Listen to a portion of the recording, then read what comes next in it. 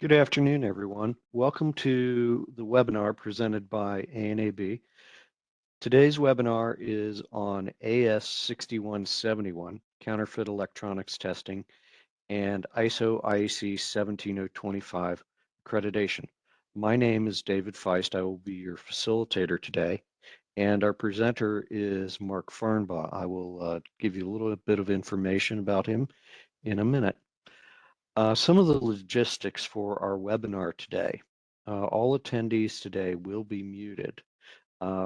If you have questions, we ask that you submit these questions via the Q&A box.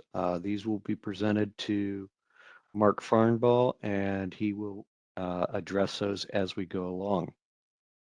I'd like to tell you a little bit about Mark. Mark studied chemistry at Purdue University and began his career as a chemical process engineer for Magnavox / Hughes Electronics as a defense electronics contractor.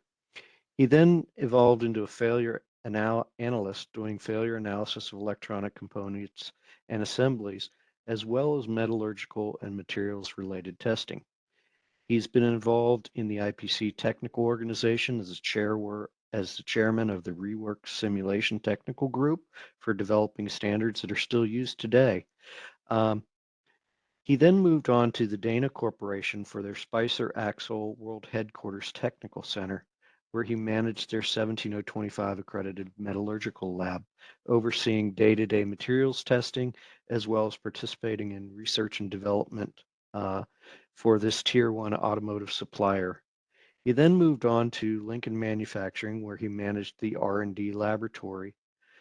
And during this time, he included life testing of developed products, energy testing, as well as product safety testing as a UL approved laboratory. He then, after this career, Mark joined ANAB, the ANSI National Accreditation Bureau, as an accreditation manager, where he manages a number of our mechanical, electrical, chemical, and other major testing field accredited laboratory.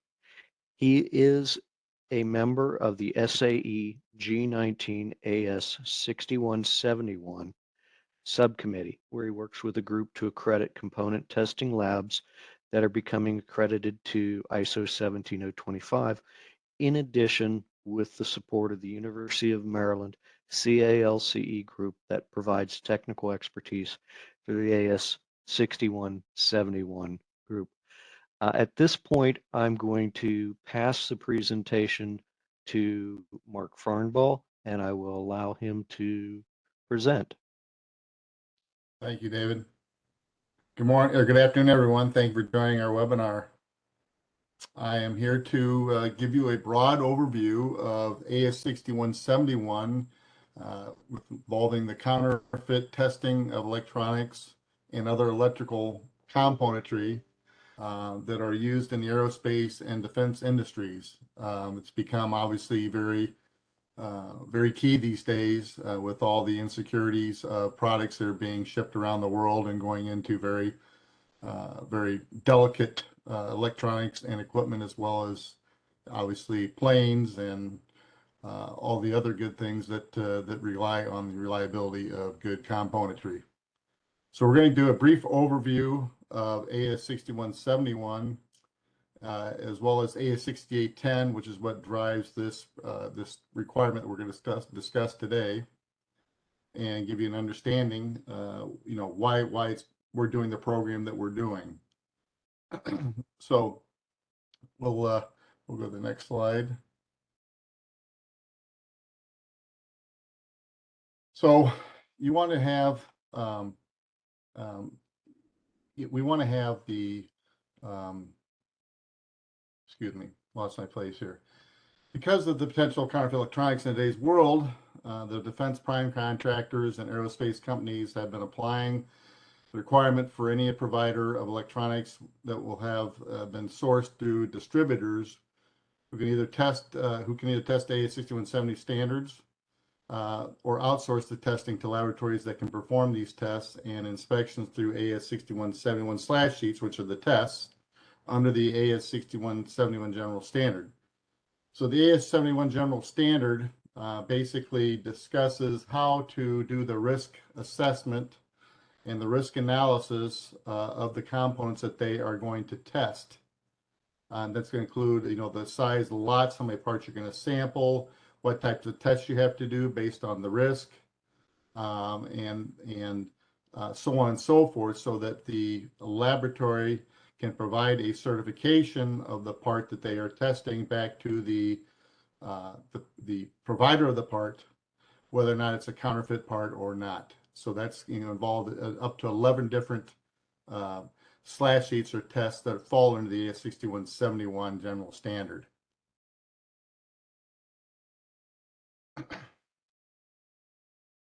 Now, with the responsible test laboratory, the RTL, is who is going to be the one that's going to be doing the certification of the parts, either by doing all the testing that's required to certify the parts, or they may do some of the testing and outsource to other accredited laboratories to perform certain tests. Like some laboratories may do the mechanical, the non-destructive type tests, but they don't have the capability to do the electrical testing, so they will farm that out to an RTL that does have that on their scope of accreditation to perform the electrical testing. And they can still then offer then their customer then that certification for those particular components or electrical parts that they're testing. So within the general standard is required, once again, the responsible test laboratory follow requirements for certifying the lots of electronic components, which includes any outstanding or outsourcing of the testing to other accredited laboratories. So once again, they will receive the parts from a distributor or from some other source. The responsible test laboratory, the RTL, then will then get the information on the components that they're testing.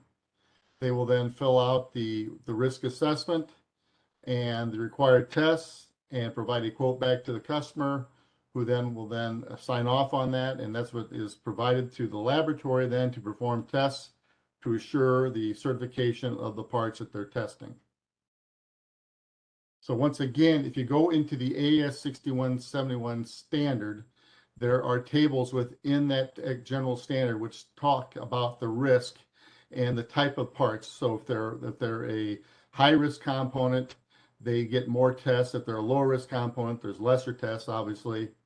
And so those are all spelled out as far as the risk analysis within the AS6171, which the name for that standard is the Test Method Standard, General Requirements, Suspect / Counterfeit Electrical, Electronic, and Electromechanical Parts.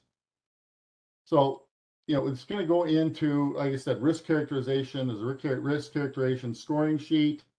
There's a test sequence document in there as well that shows you how the sequence you're going to do the tests to do the certification of the parts. Once again, a sampling plan, so it spells out based on the type of component or the risk level, it's going to tell you how many parts out of a lot you have to actually sample. It could be anywhere from just several parts to 100%, depending on, once again, between what the standard states and what the customer requires. Mark, there's a question in the chat asking about the risk characterization sheets. Whether you have an example that you could share or describe. Yeah, I could describe it here. Hold up here.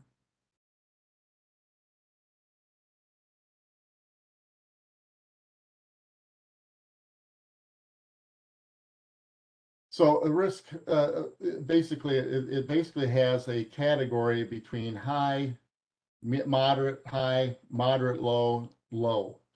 And under each of those, it gives a definition. So basically, under high, let's give an example. It says that the supplier is not certified to one of the following quality management systems: AS9100, AS9003, AS9120, or ISO 9001, or the independent distributor has open critical non-compliances or in OASIS, or is listed in SAM or as an excluded party, or is identified by a certification body for any QMS violation, or problem reports under 3.1.2.5.2 issued indicating distribution of counterfeit parts, suspect counterfeit parts, or otherwise misrepresented parts against the supplier in the last 24 months.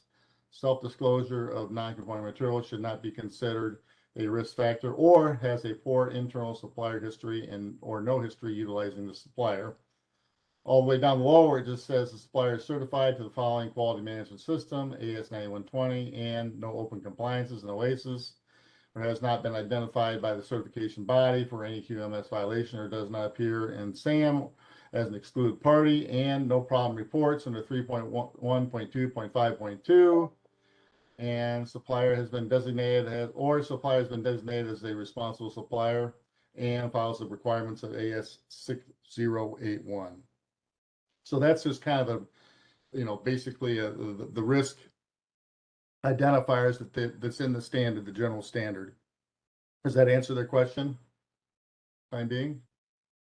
And then there's a score weight between 70 for high, 50 for moderate high, 30 for moderate low, and 10 for low.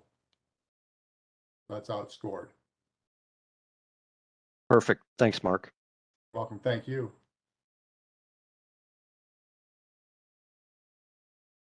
Okay, so with the AS6171 now, it was required that if you're going to have those test methods on your scope, that under the AS6810, which is we are signatory on as ANAB, and help develop that to where the requirement under AS6810, that there must be at least a level 2 or higher individual that's part of the accreditation body that will review or observe the tests that are on the scope for the AS6171 slash sheets. So basically, the accreditation is like ANAB, and then provide a 17025 accreditation. Under 17025, that covers the quality management system. So anybody that's not familiar with 17025, that's the standard for requirements for being accredited for a testing or calibration laboratory. It's been around for a long time. The latest revision came out in 2017. And within that standard, it covers all the quality management system requirements. So structural, technical, everything that's covered under what's needed to be an accredited laboratory. So if you're not familiar with 17025, it talks about how you're going to manage the laboratory, how you're going to manage your training, how you're going to manage all the technical aspects of the laboratory, as well as the quality requirements within the standard. And so that's what the laboratories are assessed to from a quality and technical standpoint under 17025, as well as per the AS6171 general requirements, which there is a separate checklist that we also evaluate the lab to make sure that the general requirements of AS6171 are being met. And we'll talk about that here in a second. So basically, under the 17025, there's resource requirements, process requirements, and management system requirements. They're all assessed, and those requirements all must be met in order to gain accreditation to ISO 17025.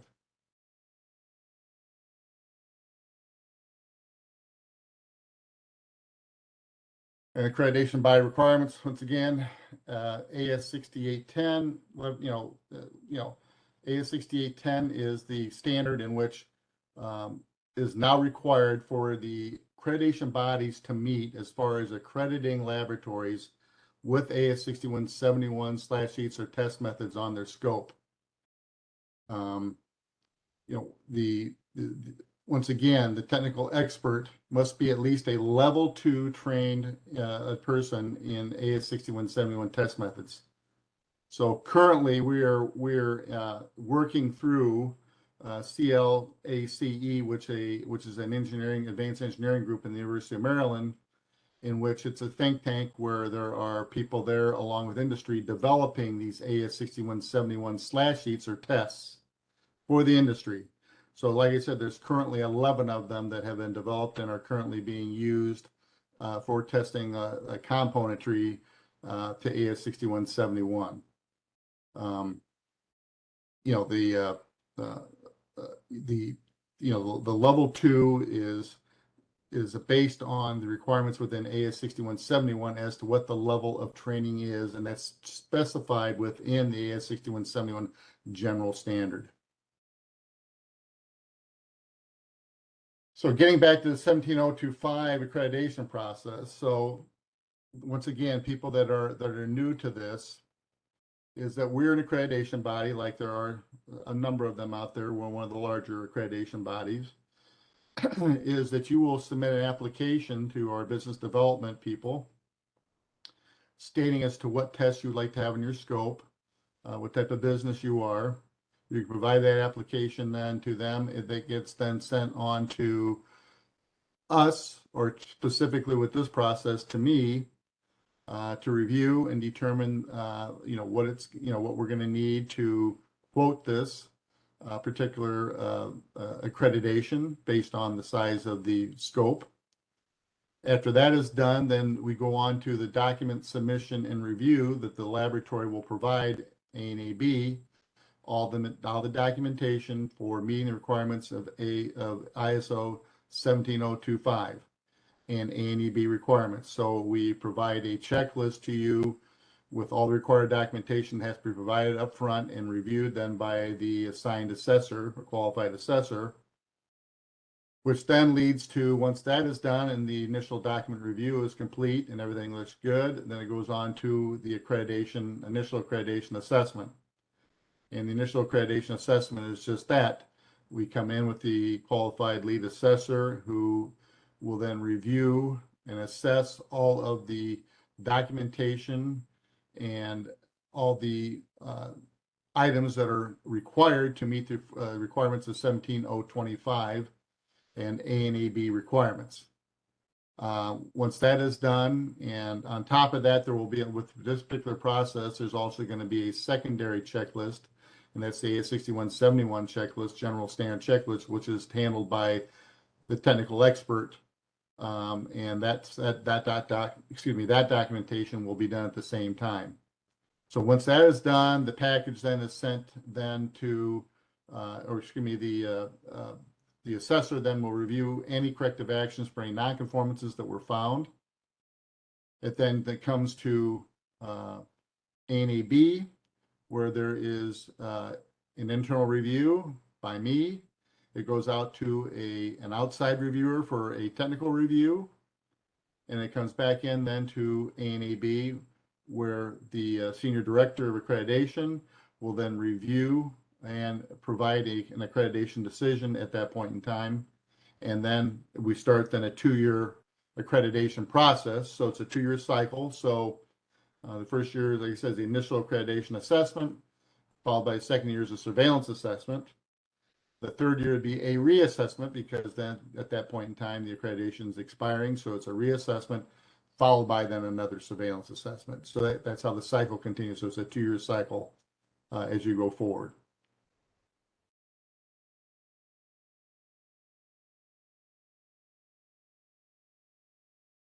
The technical expert's role is, really quite simple. It's just as it sounds, to observe technical competency of the laboratory's test personnel and the acceptability of the required test equipment to conduct the AS6171 slash sheet. So this technical expert, like I said, it's a person that's out of that CALS department, the University of Maryland, who is very familiar and helps develop the methods and the standards.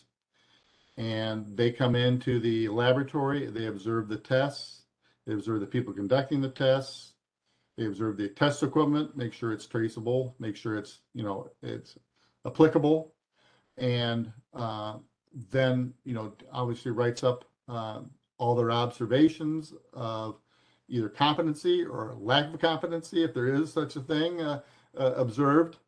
And then go through that AS6171 general standard checklist, which is all the requirements in the general standard that must be met. So nonconformance findings can be written against that as well. So besides 17025, any AS6171 general standard requirements that are not being met, that's also non-conformance, which would have to be addressed with a corrective action. So going back to the technical expert's role, they then will observe tests. They'll be through an interview process, an observation process, reviewing documentation, reviewing whatever test instructions they have. They're going to be reviewing everything, looking at training records, and then obviously once again making sure the equipment is functioning the way it's supposed to function to provide the measurement that they're looking for. A lot of these tests, for those not aware, are not collecting data. It's a visual or go, no go, or pass fail based on a visual assessment, whether it be looking at marking, whether markings that are easily removed, or X-raying a component through its body to make sure that the electronics look as they're supposed to. The laboratories provided drawings of the circuitry, so they compare and make sure the circuitry matches then the drawings, so that it's usually the first way if something is counterfeit, because the circuitry do not match up with the drawings, and so on and so forth. So those are the things that are being looked at by the technical expert, and he then works in concert with the lead assessor to provide his information based on the observations and the checklist for the AS6171 to the lead assessor, which is then presented to the laboratory at the end of an assessment activity.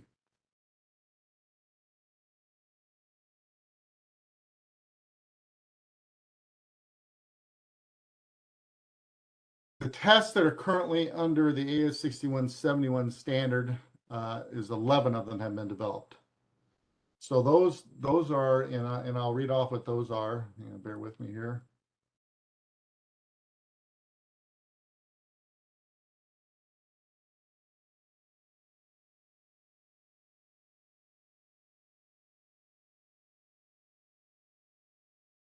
So the AS6171 /1 is suspect / counterfeit test evaluation method, which is the overall description of a test method or a testing of a component to determine whether it is counterfeit. AS6171 /2 is the techniques for suspect of counterfeit EEE parts, detection by external visual inspection, remarking and resurfacing, and surface texture analysis test methods. So once again, those are the markings, the surface of the component that's being tested. /3 would be the X-ray fluorescence testing of a component. /4 would be the delidding or decapsulation or for physical analysis of the component. /5 is the detection by radiological test methods. /6 is the acoustic microscopy or AM test methods. /7 is all electrical testing that's conducted. Typically, these are all done through automated electrical testing because of the many components they have to test. So there's typically custom equipment that's being used to do automated electrical testing of the components. /8 is the Raman spectroscopy test method. /9 is the Fourier transfer infrared spectroscopy or FTIR. /10 is the thermogravimetric analysis or TGA test methods. And /11 is detection by design recovery test methods. So those are the current methods or slash sheets that fall under the AS61 general standard and are being used currently by laboratories around the world to determine whether or not componentry is counterfeit based on these methods. So those are all separate documents. Those documents, if you are going to get accredited, will have to be purchased through SAE, and your people in the laboratory have to be trained to these slash sheets as per the requirements of 17025 and AS6171. Mark, there's a Yes. question that came in a couple minutes ago. Okay. There's a question that, do I need to purchase a copy of the AS6810 that you mentioned a few slides back?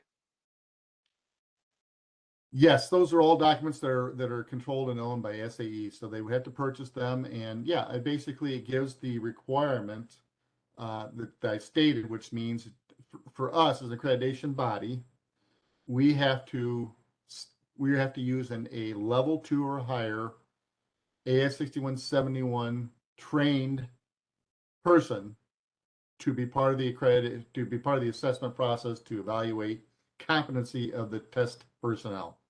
Okay, so in addition to purchasing the 17025 and the AS6171, they'd need to purchase a copy of the AS6810. Yeah, I recommend it. If they're not familiar with it, they should definitely purchase it. Thank you, sir. Thank you. Okay, so we discussed earlier the AS61 General Standard Checklist. So this particular document was put together by ANAB and approved by the SAE G19 AS6171 subcommittee. Basically, it is a general requirements checklist that is required to be filled out, showing that the laboratory is meeting all the general requirements as stated in the AS61's general standard. And that was a pet peeve that was driven by the subcommittee. The subcommittee, particularly the primes, they were concerned about the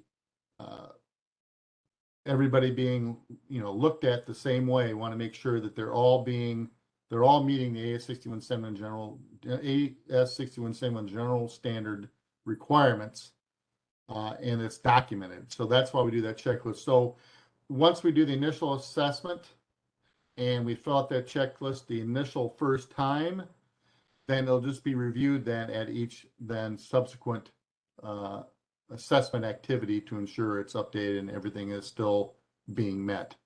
And that's done by, once again, the technical expert. That's, just want to let you know that there's, more to it than just the 17025, which has its own large checklist. But this is also included in part of the AS6171 Counterfeit Electronics program that we sponsor.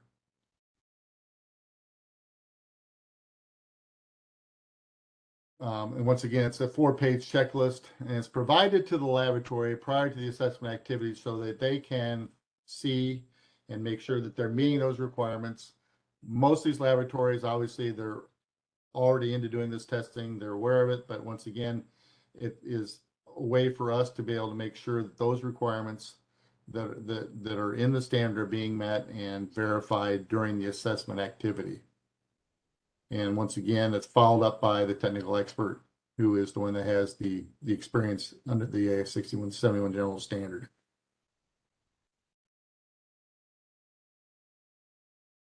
Here is an example of an ANAB certificate. What it looks like, you can see in here, if it's kind of small, it says AS6170 Detection Suspect / Counterfeit Parts Accreditation Program on top of the ISO 17025 2017 accreditation. So the certificate accreditation. This is what it'll look like if you are looking to get accredited. Once you get accredited, this is what we provide you, a certificate. Next page, this is what the scope of accreditation looks like. So this is the scope of accreditation that goes with that certificate. The back page is actually the first page of the title page, which lists the name of the laboratory. And also this blur in here shows that the actual, the top of the page actually talks about meeting the requirements of the AS6171 general standard general requirements. And then you can see within the scope, you can see in the second column under the specification standard, it lists all the AS6171s and other standards, because the laboratories can do it to other standards as well, and internal procedures that are listed in there. So that's what the scope and certificate would look like once you gain your accreditation. And so it lists everything, including the type of products that you're going to be testing, Any key equipment or technology you're using are also listed, as well as the first column, which states then the actual test that's being conducted.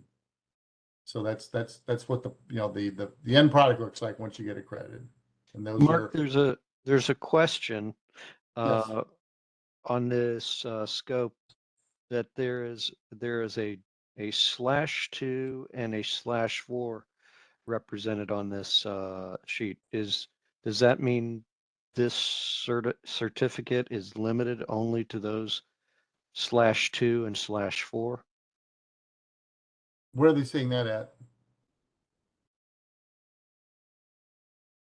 I'm looking, I see it under the specification column.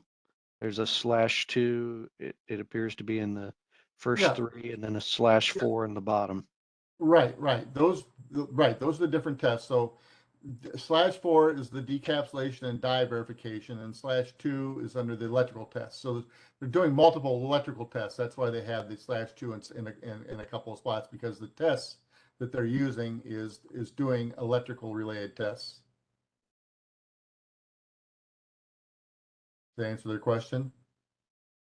It appears to. Thank you. Okay, thank you. So any other questions on the scope or certificate? Once again, I just wanted to bring that for those that are not accredited as to what it looks like, as to what you're paying for. And this is also published on the ANAB website, so that anybody that is in need of your services can contact you and through our website, or get your contact information, and based on what your scope content will provide them as a service. So in conclusion here, we have the ISO 17025 accreditation is required by the AS6171 standard. That is, it's in the AS6171 standard, as well as reiterated in the AS6810. There must be a level 2 or better technical expert required for the assessment process. So that's why we've incorporated a gentleman out of the University of Maryland, Kels engineering group, that works and helps develop these standards, or these slash sheets and test methods. So they're very knowledgeable of what is in the laboratory as far as what they need to see to determine competency in doing the tests under AS6171. Mark, does that mean that for each laboratory that is accredited to this, that they have to have a level 2 individual on site, or is that just someone for oversight? No, they do not have to have a level 2. That they have to have trained personnel that are at least some type of training, where it be level 1 or not, to conduct the testing. So once again, that's in their training records, which is observed during that, and it's stated as to how you attain the levels of training within the AS6171 general standard. But it's, once again, the training records are observed by the technical expert as well as the lead assessor, to assure that they have had the sufficient training for the AS6171 slash sheets. And then once again, the checklist assist the laboratory, and assessor ensure requirements are met. So that's why we use the checklist, so that all the requirements are being observed, and that they are being met, and that they have, all of those details reviewed during the assessment process. So once again, the requirements must be met, or nonconformances are written by the lead assessor and or the technical expert when requirements are not being met, and then must be followed up on by a corrective action with objective evidence to the assessor, and then ultimately to ANAB to approve. So basically that is my presentation. Like I said, it's a broad overview. I was hoping to kind of stir more questions that people may have, particularly if they're new to the accreditation process. Mark, there's a note here under Miss Ann Puncheri. I don't know if she wants to ask a question right now. I will unmute her. Okay. Ann, you are unmuted. Oh, I'm sorry. That was an accident. That's okay. Thank you. Hi, Ann. Hi. Okay. There are a couple questions here in the chat, and I want to give everyone the idea here. List of our webcasts, our webinars, blogs that we have on information, and also resources for training that we have here. So let's move on to the questions portion. There's a question that came in about 3 minutes ago, Mark, and it talks about you mentioned someone cannot have misrepresented parts in the last 24 months. What does that mean? Well, I mean, are they talking about going back to the risk? Is that what they're referring to? I'm guessing so, yes. Okay, so that has to do with, once again, that, let me go back to that section.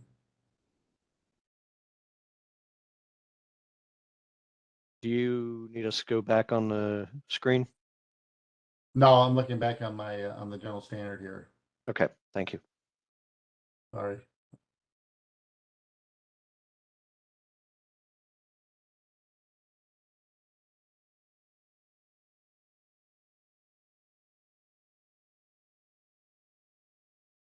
Okay, so under the high risk category, it says under problem report. So once again, this is define the risk level for the supplier based on past experience, not the laboratory, the supplier.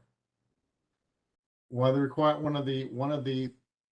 things that makes them and puts them at high risk is problem reports under 3.1.2.5.2 issued indicating distribution of counterfeit parts, suspect counterfeit parts, or otherwise misrepresented parts against the supplier in the last 24 months.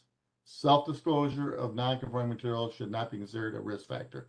So once again, if the supplier of the component has sold misrepresented parts or has distributed counterfeit parts within the past 24 months, then they are a high risk supplier. And they have a high score then based on the supplier risk table here. Excuse me. Does that answer their question? I think so. There's also a question here. The tests that you've listed labs can be accredited to that and not be accredited to the AS6171. Is that correct? AS6171 is the program. All the general requirements of AS6171 must be met in order for the AS6171 slash sheets to be put on the scope of accreditation, period. Okay. And there is a related question here asking about what it means for it to be a slash sheet. I think what they're trying to ask is why is it called a slash sheet? Because it's a slash followed by a number after AS6171. So that's just the way that the committee put it together to borne out the test methods out of the AS6171 general standard. Okay. That's what we call them slash sheets. That's just a common term. It's used, for a number of different things in our industry. Okay. Okay. And one last question here was that does the use of AS6171, does it impact us on a daily basis? Well, you have to meet the requirements of AS6171 continually. I mean, that's got, it's just like 17025. I mean, you have to live it. You have to live that standard as once you're accredited to it. I mean, you have to follow the requirements daily when conducting testing under a 17025 accreditation and with the AS6171 standard as part of the AS6171 counterfeit testing program. Okay. Mark, that's been very informative. Are there any more questions? I'm not seeing any there. If you need more information on this, here are two email addresses that you can ask for information on training or information on accreditation services, training at anab.org and anab@anab.org. So again, I would like to thank Mark for being such a informative presenter and for sharing his time with us. Thank you, Mark. Thank you, everyone. We will end Oh, let's see, the. we have another chat question there. Do we? Okay.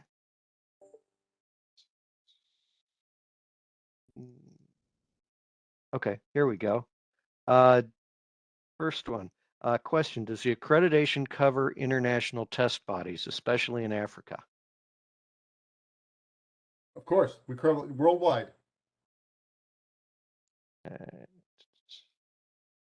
think that's it in the chat. Sorry, I missed the question and questions in the chat. It just popped up. It just popped Okay.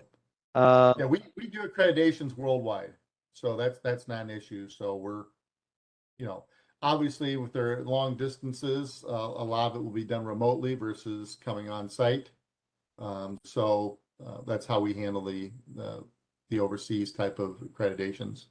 Okay, Mark, there is another question in the chat that I missed earlier, and it asks, is that a class 2 across all disciplines of testing? I guess that would require, yes, all testing. Once again, that's any type of slash sheet, they'll have to be at least a level 2 or higher to be able to assess the laboratory for competency. Okay. All right, I don't see any further questions. Mark, again, thank you for such an informed presentation. We appreciate you lending your time to us today. Thank you. Thank you, everyone, for your time. All right, everyone, have a nice afternoon. This concludes our webinar on AS6171.